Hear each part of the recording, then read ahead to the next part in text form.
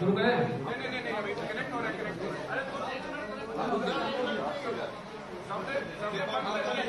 सबने बंद कर दिया। हाँ हाँ बताए।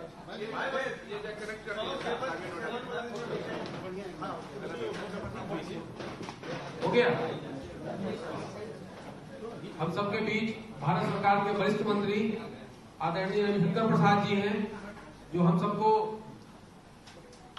ब्रीफ करेंगे वार्ता में। हमारे साथ मीडिया प्रभारी अशोक भट्ट जी हैं और राजीव रंजन जी। मैं आग्रह करता हूं आदरणीय मंत्री जी से कि आप सबको संबोधित करें।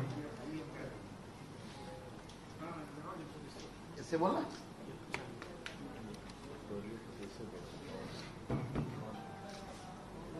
हेलो, आपको मेरी आवाज सुनाई पड़ रही है? मित्रों, ये एक राष्ट्रीय विषय पर बहुत ही महत्वपूर्ण प्रेस वार्ता है और सबसे पहले मैं आपसे क्षमा चाहता हूं कि मैंने आपको एक रविवार को डिस्टर्ब किया और आपको थोड़ा देर बैठना पड़ा क्योंकि प्रधानमंत्री जी का भाषण चल रहा था। मित्रों, ये विषय महाराष्ट्र की कहानी है, लेकिन जिसका असर पूरे देश की राजनीति पर है। इसलिए भारतीय जनता पार्टी की ओर से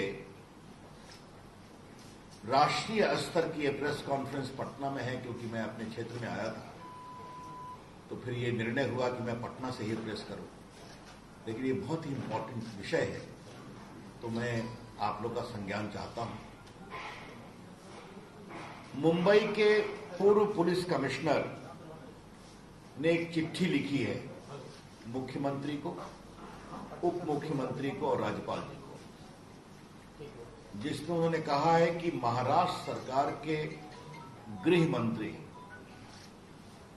सचिन वाजे, जो कई वर्षों तक सस्पेंडेड थे और सीधा उनको क्राइम ब्रांच का असिस्टेंट इंस्पेक्टर बनाया गया, उनको उन्होंने कहा कि 100 करोड़ रुपए का हमें माहवारी बंदोबस्त करके दो, और इसलिए करके दो कि मुंबई में लगभग 1700 डांस बार हैं, रेस्टोरेंट हैं, तो इससे उगाही करोगे तो 40-50 करोड़ रुपए तो ऐसे ही आ जाएंगे अगर 2-3 लाख सबसे लोगे, और बाकी से तो व्यवस्था करो।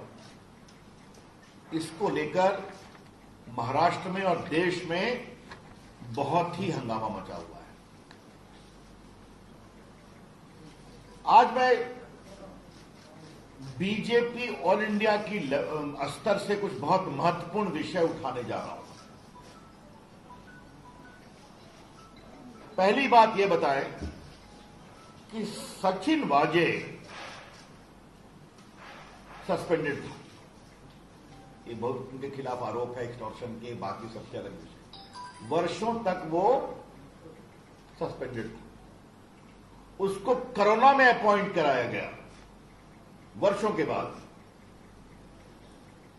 और कहा गया कि क्योंकि कोरोना में पुलिस वाले बीमार पड़ रहे हैं इसलिए इनको लिया जा रहा है। बीजेपी की ओर से पहला सवाल यह है कि उनकी नियुक्ति किसके दबाव में की गई? Under whose pressure this Sachin Vaje, who is supposed to extort money, was reinstated? या शिवसेना का दबाव था, मुख्यमंत्री का दबाव था, या शरद पवार का भी दबाव था? यह हम पहली बात जानना चाहते हैं। बीजेपी का यह सवाल इसलिए भी जरूरी है कि सदन के अंदर और सदन के बाहर सचिन वाजे के रोल को डिफेंड किया गया। आपने सुना होगा, both the chief minister, their party organ Saamana and other NCP leaders have defended the appointment of Sachin Vaze. तो जिस व्यक्ति को वहां का होम मिनिस्टर कह रहा है कि तुम्हें 100 करोड़ की वसूली करानी है, जिसका रिकॉर्ड बहुत ही गड़बड़ है, जो वर्षों तक सस्पेंडेड में रहा, 2008 से शिवसेना का मेंबर है, उसको क्यों रिइंस्टेट किया गया? तो बहुत बड़ा दबाव होगा ना। ये मुझे पहला सवाल करना है। दूसरा सवाल करना है, थोड़े आज मैं चुभते हुए सवाल उठा रहा हूं। The second question I would like to ask is on behalf of BJP, what is the role of Sharad Pawar? Sharad Pawar ji वरिष्ठ नेता हैं, लेकिन उनकी भूमिका पर भी बहुत गंभीर संदेह उठ रहे हैं। परमवीर ने, एक्स पुलिस कमिश्नर ने कहा है कि मैं शरद पवार को भी ब्रीफ करता था। क्या ब्रीफिंग होती थी? शरद पवार तो सरकार के अंग नहीं है, आपको मालूम है। शरद पवार ठीक है, बड़े नेता हैं, लेकिन वो कोई गवर्नमेंट के पार्ट नहीं है। तो एक पुलिस कमिश्नर उनको ब्रीफ कर रहा था, और ये भी ब्रीफ किया कि पैसे मांगे जा रहे हैं। तो शरद पवार इतने बड़े नेता, उन्होंने कार्रवाई क्या की आपको मालूम है ना? 100 करोड़ रुपए का उगाही करना एक्सटॉर्शन होता है। एक्सटॉर्शन एक अपराध है। Extortion is an offence. तो अगर शरद पवार को वो ब्रीफ कर रहे हैं तो दो सवाल उठते हैं। पहला सवाल, किस कैपेसिटी में ब्रीफ कर रहे हैं शरद पवार को, जो कि सरकार के पार्ट नहीं है? और दूसरा, अगर इतने गंभीर आरोप के बारे में ब्रीफ कर रहे हैं तो शरद पवार जी ने अपने स्तर पर क्या कार्रवाई की इसको रोकने की, इस अपराध की छानबीन की?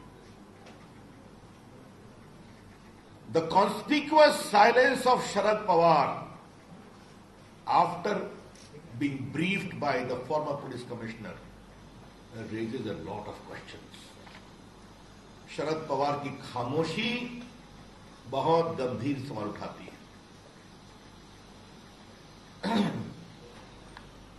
परमवीर पुलिस कमिश्नर रहे। मुंबई एक महत्वपूर्ण स्थान है। उन्होंने उद्धव ठाकरे को चिट्ठी लिखी और यह भी कहा कि हम उनको भी बता रहे थे।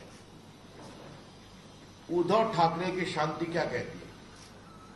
वो मुख्यमंत्री है ना। और उद्धव ठाकरे की खामोशी और सदन के अंदर विधानसभा और विधानसभा के बाहर उनका सचिन वाजे को डिफेंड करना, ये और गंभीर सवाल उठाता है। आपको मालूम है पत्रकार मित्रों की सचिन वाजे की हैसियत क्या है? असिस्टेंट पुलिस इंस्पेक्टर, जिसको क्राइम सीआईडी का इंचार्ज दिया गया। ये भी अपने आप में आश्चर्य है। मतलब एक असिस्टेंट पुलिस इंस्पेक्टर की इतनी कुवत है कि उसको एक तरफ सीएम डिफेंड करता है सदन के अंदर, और होम मिनिस्टर कहता है कि तुम 100 करोड़ रुपया हमें उगाही करके दो। It is indeed a very very serious matter. But a simple assistant inspector of police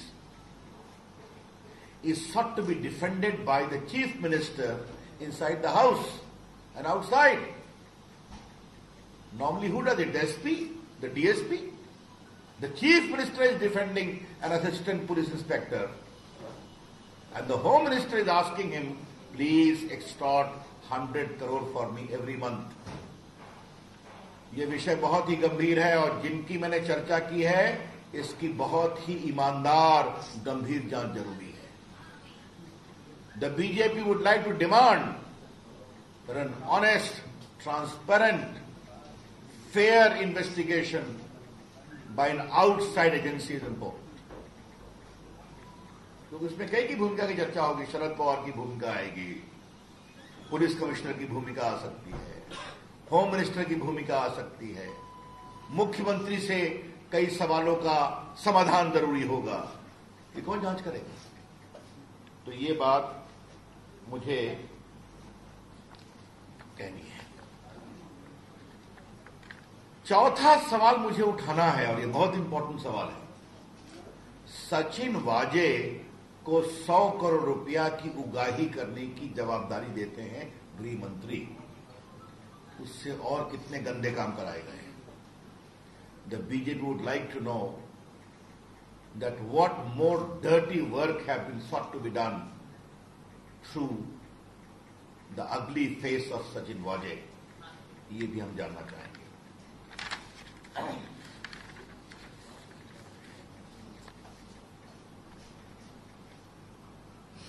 ये बात मैं इसलिए कह रहा हूं कि मेरे भी देश की राजनीति में थोड़ा समय हो गया। अटल जी की सरकार में मंत्री रहा हूं, अभी मंत्री हूं, लगभग 20 वर्ष से सांसद हूं। मैंने आज तक नहीं देखा कि एक असिस्टेंट पुलिस इंस्पेक्टर को सीएम डिफेंड करे। आज तक नहीं देखा, हिंदुस्तान में कहीं नहीं देखा मैंने।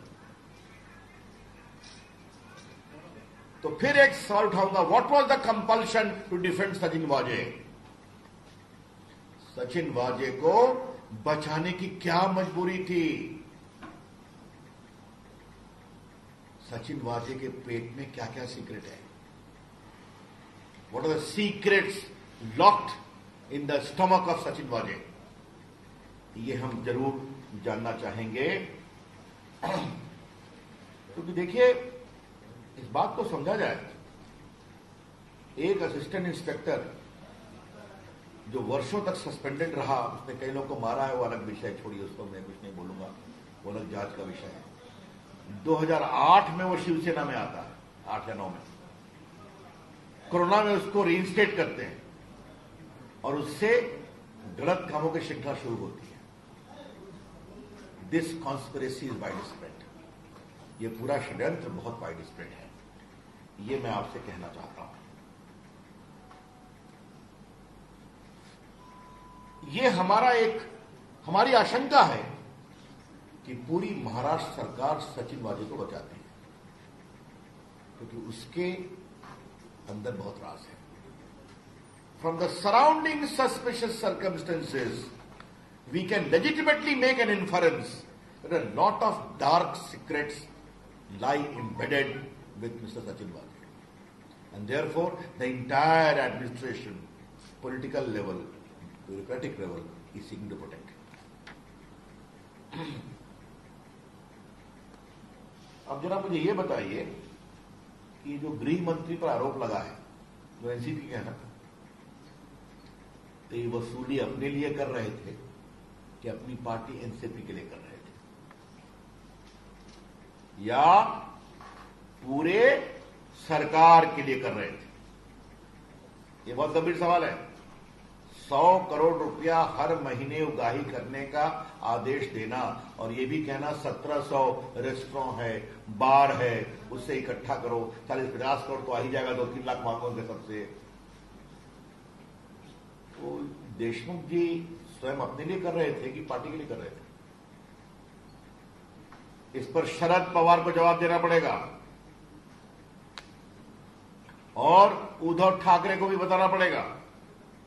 ये छोटा विषय नहीं है, ये भ्रष्टाचार का एक बहुत ही गंभीर मामला है और मैं मीडिया के लोगों से विनम्रता से आग्रह करूंगा इस विषय की गंभीरता को समझा जाए।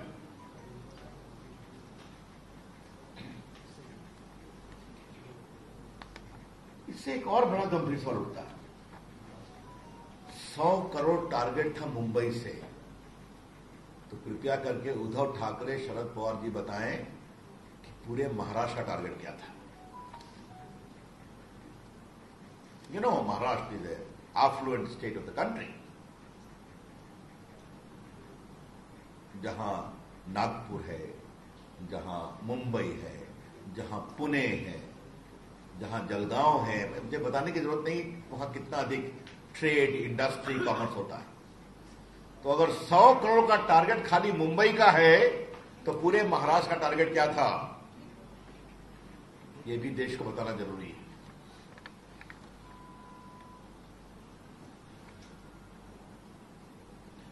और अगर एक मंत्री का टारगेट यह था, तो बाकी मंत्रियों का टारगेट क्या था? If this is the target by the home minister, then what was the target by the other ministers? ये लूट की पराकाष्ठा है। एक शब्द, ये करप्शन नहीं है, इसे कहते हैं ऑपरेशन लूट। सरकारी तंत्र का दुरुपयोग करो और जनता के पैसे लूटो, ये उसका टेक्स्ट बुक केस है।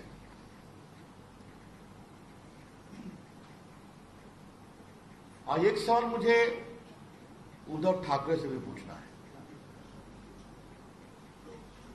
आप बाला साहब ठाकरे के पुत्र हैं ना, जिन्होंने जय महाराष्ट्र बताया था, और मैं उनकी बड़ी इज्जत करता हूं, संघर्ष के आदमी थे। एक तो आपने बेईमानी की सरकार बनाई सिर्फ कुर्सी के लिए, तो अपने पिताजी के गरिमा पर क्या चोट पहुंचा रहे हैं आप? जय महाराष्ट्र, जहां आप मुख्यमंत्री हैं, वहां करोड़ रुपए की लूट हो रही है। यह सवाल सिर्फ अनिल देशमुख गृह मंत्री के इस्तीफे का नहीं है। उद्धव ठाकरे की सरकार अपना पूरा नैतिक अधिकार शासन करने का खो चुकी है। The BJP would like to emphasize that this is not a case of simple Anil Deshmukh, the Home Minister, but all the questions which I have raised based upon evidence alleged by the Police Commissioner. It is a textbook case where Mr. Uddhav Thackeray's government has lost the moral authority to govern and remain in office even for a day.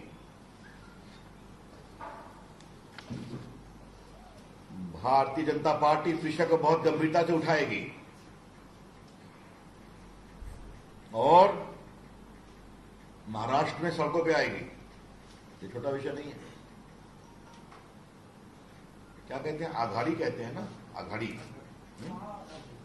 Maha Aghadi कहते हैं ना, महाआघाड़ी, धन्यवाद। तो इसे कहते हैं लूट की महाआघाड़ी। ये शासन की महाआघाड़ी नहीं है, लूट की महाआघाड़ी है। It is not a Maha Aghadi for governance, for welfare, for development. It is a Maha Aghadi for लूट इन महाराष्ट्र। ये कमाल का मॉडल है साहब। भ्रष्टाचार की लड़ाई लड़ने में पटना के पत्रकारों को मालूम है मेरी कुछ भूमिका रही है बिहार में। वहां भी कई मॉडल था, चारा घोटाले में, अलकतरा घोटाले में। ये तो कमाल का मॉडल है साहब। ऐसा मॉडल बहुत कम देखने को मिला है, इसलिए इसे हम बहुत ही गंभीरता से लेते हैं। और मीडिया के लोगों से मेरी विनम्र प्रार्थना है, कृपया करके इस विषय को गंभीरता से लें। देश की मीडिया ने भ्रष्टाचार को एक्सपोज करने में बड़ी भूमिका निभाई है और आज आपके लिए अवसर है कि जब इतने बड़े लूट का एक कुत्सित उदाहरण सामने में आया है, अगली example, please examine it properly and continue to report for the country. Thank you. That's all from me. Any questions? Ravishankar ji, केंद्र में आपकी सरकार है, वहां जांच करवाएंगे क्या? अब ये विषय शासकीय स्तर पर लिया जाएगा। एनआईए तो जांच कर रही है। वो जो घटना हुई है टीला के सामने में और एक जो गाड़ी को अंदर मारा गया, देखते हैं सब। उन्होंने मिस्टर वाजे को भी गिरफ्तार किया। ये तो नई कहानी है ना, देखते हैं। सीबीआई को भी देखिए। पॉलिटिकल पार्टी के जो कार्यकर्ता है वो सरकार में आ सकते हैं क्या? वो दोबारा भी स्टेक हो सकते हैं?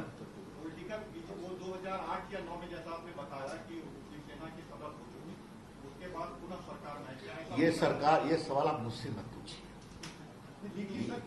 ऐसा है, सिंपल सी बात है। अब लीगली वो नहीं आ सकते। वो दिखा देंगे कोई इस्तीफा दे दिया उन्होंने नेशनल द्वारा से, उधर रिकॉर्ड भी बना सकते हैं। लेकिन ये तो अपने आप में बड़ा अजूबा है ना कि कोरोना काल में क्योंकि पुलिस वालों की कमी है, इसलिए उनको बना दिया और बना करके असिस्टेंट इंस्पेक्टर को सीधा पूरा क्राइम का इंचार्ज बना दिया मुंबई में। और बाकी उनकी कहानी तो मैं बता ही चुका हूं। परमवीर सिंह और Sachin ugliest face would be determined in inquiry, fair inquiry. Not only these two, who were their patrons. Paramvir Singh was ugliest, but right now who? Paramvir Singh police commissioner. Sushant Singh Rajput के केस में उनकी बहुत फजीहत हुई। देखिए ऐसा है, उनकी फजीहत तो सब जानते हैं, लेकिन अभी तो वो पुलिस कमिश्नर ने इतना बड़ा आरोप लगाया है कि वाजे ने हमको आके बताया कि मंत्री जी ये मांग रहे हैं, तो ये सारे की जांच तो होनी चाहिए ना। Sir, Uddhav Thackeray being silent on this whole issue and Sharad Pawar being briefed by Anil Deshmukh and Ajit Pawar and all those, does it show that Sharad Pawar was in fact running the government and this whole extortion racket which was running, Sharad Pawar had every information? I can only tell you Sharad Pawar ji has a lot to answer. Who runs the government of Mr. Thackeray is none of my concern. But the pure question of constitutional propriety is, how was a police commissioner briefing such a serious issue to Mr. Pawar? And what action did he take? Did he report the matter to the police? It is serious. These are questions. But Paramveer had already sent a message to the Chief Minister. He had informed Chief Minister about everything. But despite that, everyone being silent on this thing, does it mean that everyone was hand in glove with this and this extortion was... Their silence raises a lot of questions. Sir CBI से जांच कराएंगे, दो मोटो आप लोग देंगे sir? देखिए, अभी जो देश का कानून है, एनआईए की जांच तो हम कर सकते हैं राष्ट्रीय सुरक्षा के दृष्टिकोण से, लेकिन सीबीआई की जांच के मामले में राज्य की सहमति जरूरी होती है या फिर कोर्ट का आदेश। मानते हैं, हम फेडरल प्रिंसिपल का सम्मान करते हैं, लेकिन अगर उद्धव ठाकरे चाहते हैं कि दूध का दूध पानी का पानी हो, तो उनको स्वयं सीबीआई को ऑफर करना चाहिए। That's all. Thank you. Namaste.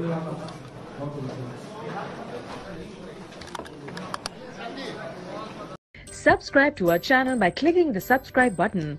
Click the bell button and enjoy the latest uploads from our channel.